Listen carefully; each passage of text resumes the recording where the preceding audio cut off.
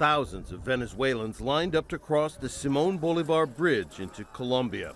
It was a rare chance for these people to purchase food, medicine, and other commodities no longer available or in extremely short supply in Venezuela.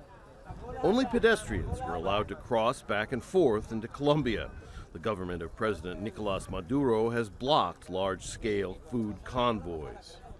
According to the United Nations, 4 million people have left Venezuela in recent years. The UN has called the mass migration the largest in the recent history of Latin America and the Caribbean. Hyperinflation, poverty, and political chaos are fueling the exodus.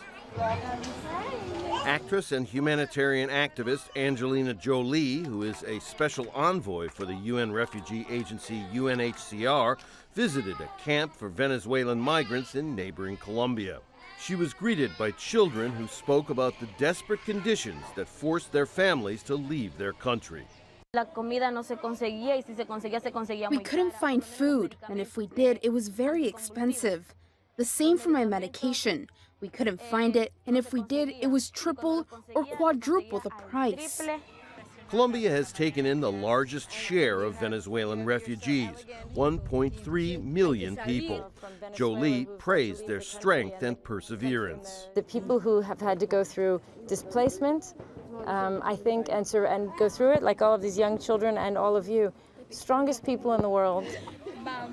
Meanwhile, Venezuelan opposition leader Juan Guaido went door to door in a small town south of the capital, Caracas.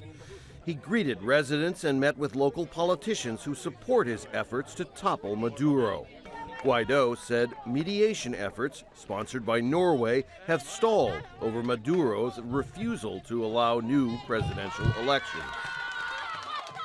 When a meeting in Oslo takes place with the International Contact Group, it's because we are closer to ending the usurpation, to the transitional government and free elections. And when we are ready to take a step in that direction, and when the regime is also ready, then we will have something, but not in the meantime.